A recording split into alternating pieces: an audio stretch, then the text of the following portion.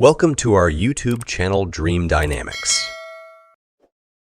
What if I told you that worry doesn't actually exist? That the fear you're feeling about the future is just a trick of the mind? Bobby McFerrin sang "Don't Worry, Be Happy," and while it sounded like a simple feel-good tune, it holds a deep truth that the moment is all you truly need, and how to live with more peace, more lightness, and yes, more happiness. Stay with us, this could change the way you see life. Worry is something we all experience. It shows up when we lie in bed at night, eyes wide open, replaying conversations, imagining worst-case scenarios, trying to plan every detail of a future we can't control. We've come to believe that worrying is normal, even necessary, that it means we care, that we're being responsible. But what if that belief is the actual problem? Worry isn't seen as a useful habit. It's seen as a form of dukkha, suffering or dissatisfaction. And not just any suffering, but self-created suffering. The kind that arises not from what's happening right now, but from what might happen later. Worry lives in the future, and in doing so, it pulls us out of the present moment. The present is the only place where life truly happens. Everything else is imagination. Worry is not just uncomfortable, it's deeply misleading. It creates a false sense of control. The idea that if we think enough, plan enough, anticipate every possible problem, we'll be safe. Impermanence, anicca, is one of the core truths of existence. Everything is always changing, shifting, moving. No matter how much we prepare, life will always surprise us. Worry also arises from attachment, upadana in Pali. We cling to outcomes, to people, to situations going a certain way. And when our grip tightens, our fear grows. We fear losing what we have or not getting what we want. That fear feeds worry. It keeps the mind racing. Imagine a person walking through a forest who suddenly gets hit by an arrow. That arrow is real, it's painful. But then instead of treating the wound, they shoot themselves with a second arrow. That's worry. That's us. Every time we relive pain in our minds, imagine new dangers, or obsess over things beyond our control, the first arrow is life. The second arrow is our reaction to life. And while we may not avoid the first, the second is optional. Now here's the most liberating part. That if worry is something we create, then we can also uncreate it. Through mindfulness, sati, we begin to observe the mind. We notice thoughts coming and going like clouds in the sky. We stop identifying with them.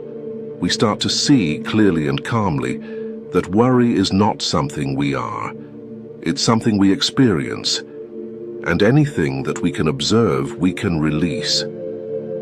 When you sit in meditation and a wave of worry appears, the practice is not to fight it.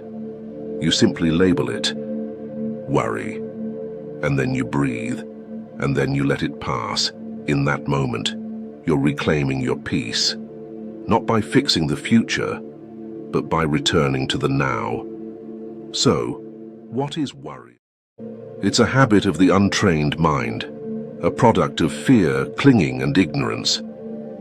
And it is absolutely possible to live without it, not by pretending problems don't exist, but by seeing through the illusion that worry solves them.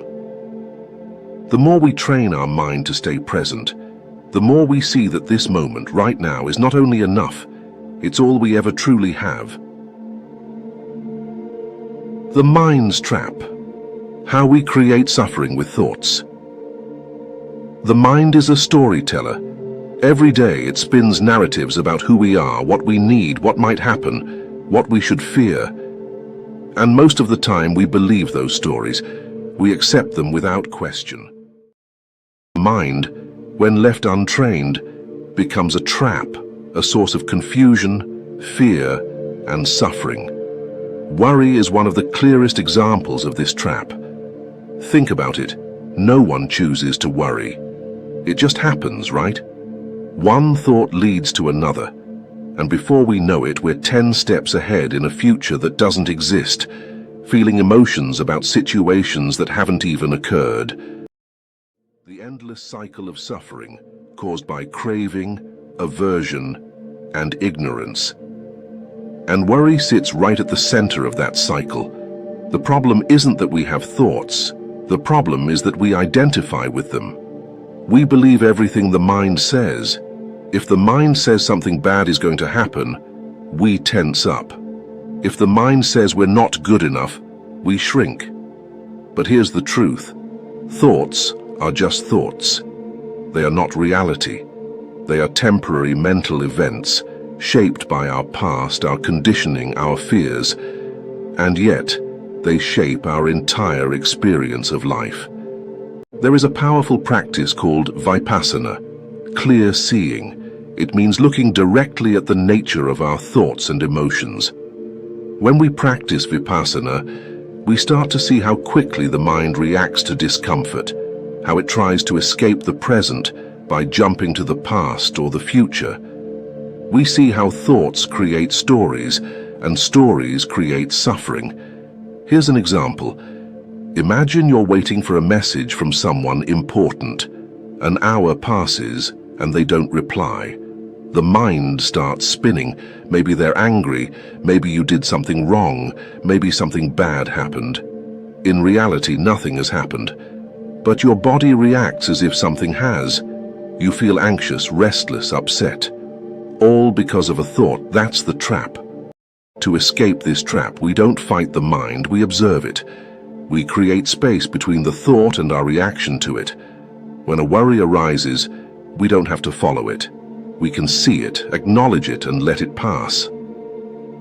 That's where freedom begins. Through meditation, mindfulness, and ethical living, we begin to tame that elephant.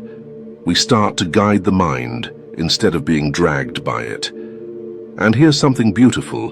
When we stop identifying with thoughts, our suffering begins to dissolve. We don't need to fix every problem, control every outcome, or plan every detail. We just need to be aware, moment by moment. In that awareness, worry has no power. It only survives when we're not paying attention. So yes, the mind can be a trap, but it can also be the path to liberation if we learn how to use it wisely. Living in the present, the real antidote. Let's take a moment, just a moment. Pause whatever you're doing, close your eyes if you want, and take a slow breath in and out. That breath, that's your anchor. That's the present, and it's always here. Always, no matter where your mind tries to go. Now think about how most of us live. We're here, but not really. Our bodies might be sitting, walking, working, but our minds, they're miles away. We're thinking about the message we haven't answered, the mistake we made last week, the deadline we have tomorrow, the conversation we're scared to have. Our thoughts jump ahead, trying to prepare for the worst. And while all of that is happening, we miss what's actually real, this moment. Right now. Suffering happens when we leave the present, when we resist what's here, when we wish it were different. And anxiety. Anxiety is the signal that we're living in a future that doesn't exist. We're arguing with life before it even happens. But what if we could stop doing that? What if we could train ourselves gently to stay here? Not forever, just for one breath, one step, one moment at a time. This is where mindfulness comes in. And no, it's not just sitting with your eyes closed for 20 minutes a day. Mindfulness is noticing. It's being fully awake to your life. When you eat, you taste. When you walk, you feel your feet touching the ground. When you listen, you actually hear. You don't rush to respond. You don't judge. You're just here, fully. And something amazing happens when we start living this way. The noise in our heads, it softens. The pressure in our chest, it loosens. We stop creating stories about what could go wrong. We stop building mountains out of tiny thoughts. We stop making ourselves sick with possibilities. And instead, we find presence. We find peace. You might be wondering, okay, but how do I stay present when life is so uncertain? The answer isn't to control life, it's to trust it. Being present doesn't mean everything is perfect. It means you're strong enough to stay with what is, instead of running from what might be. And here's something most people miss. When you're present, you make better decisions. You see more clearly. You respond instead of react. You breathe instead of panic. That space between thought and action, that's where your power lives. That's where your freedom is born. We don't have to live as prisoners of our minds. We can train ourselves to come back, again and again. No guilt, no rush, just return to the breath, to the body, to the now, because the truth is, this moment is the only place where happiness can live. Not in the memory of yesterday, not in the dream of tomorrow, just here. And here, in this quiet, ordinary moment, you'll find everything you've been looking for. So next time the thoughts start spinning, the heart starts racing, and the mind starts building its what-if tower, pause, place a hand on your chest, take a breath, smile even just a little, and say to yourself, I'm here, I'm safe, I'm enough. That's the real antidote to anxiety, not control, not perfection, just presence. Trusting life, the art of letting go. Letting go sounds simple, but if you've ever tried it, you know it's one of the hardest things to do. Because deep down, most of us carry a quiet fear that if we let go, things will fall apart. That if we stop worrying, we'll lose control. That if we stop trying so hard, something bad will happen. So we keep holding on to plans, to expectations, to people, to outcomes. We grip tighter and tighter, thinking it'll keep us safe. Trusting life is not about pretending everything's fine. It's about realizing that control was never the answer. That all the worrying, all the overthinking, all the desperate need to plan every detail, it wasn't protecting you. It was exhausting you. Because here's the truth, no one teaches us when we're growing up. Life was never meant to be controlled. It was meant to be lived, fully, openly, moment by moment. Let's look at nature for a second. A tree doesn't worry about when it's going to lose its leaves. A river doesn't panic when the current changes. A bird doesn't doubt whether the wind will carry it. There's trust built into the natural world, a quiet, deep trust in the flow of things. We're not separate from that flow. We are nature, we are life, happening in real time. And when we fight that, we suffer. When we resist, we contract. But when we trust, we open. You've probably felt it before, those rare moments when everything is uncertain but somehow you're calm. Maybe it was during a crisis, or a big change, or when you finally said, I don't know what's going to happen, but I'll deal with it when it does. That's trust. That's the art of letting go. And it's in those moments, strangely, that we feel the most alive. But to get there, we have to confront some very old habits. We have to unlearn the belief that worrying means we care, that planning everything means we're responsible, that being in control means we're strong. Everything is impermanent, a nicker, that nothing lasts forever. And when we truly see this, not just as a theory, but as a lived experience, something inside us shifts. We start to hold things more lightly. We stop trying to grip every outcome. We begin to understand that peace doesn't come from certainty. It comes from presence. It comes from surrender. Now, surrender doesn't mean giving up. It means giving in, not to defeat, but to wisdom. It's saying, I will do my best, but I will not destroy my inner peace trying to control what I cannot. It's knowing that life is bigger than you. And that's not scary, that's beautiful.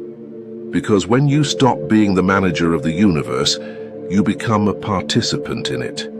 You start to trust that you are being carried, even when you can't see where. And here's where the deepest freedom lies, in releasing the illusion of control. Not once, not in a single moment of clarity, but again and again, every day, every breath, every time fear shows up and says, "You're not safe unless you control everything," and you respond, "No." I choose to trust instead. Trust in the unfolding. Trust that what's meant for you will find you. Trust that you'll know what to do when the time comes. And if you don't know, trust that not knowing is also part of the path. This kind of trust isn't passive, it's deeply alive. It moves you to act when action is needed, and to rest when rest is right. It's not about being lazy, it's about being aligned. It's about learning to listen to your body, your breath, your intuition. It's about learning to let go, not because you've given up, but because you're finally waking up. So how do we begin? Start small. Notice when you're trying to control. Notice the tension in your body, the tightness in your thoughts. Pause. Breathe. Ask yourself, what am I afraid will happen if I let go just a little? Then let go a little and see what happens. Maybe the world doesn't fall apart. Maybe instead something beautiful happens. Maybe you feel lighter, more open, more free. With time, you begin to see letting go isn't the end, it's the beginning. It's the beginning of a new relationship with life. One that isn't based on fear, but on trust. One that says, whatever comes, I can meet it. Not with panic, but with presence. Not with resistance, but with grace.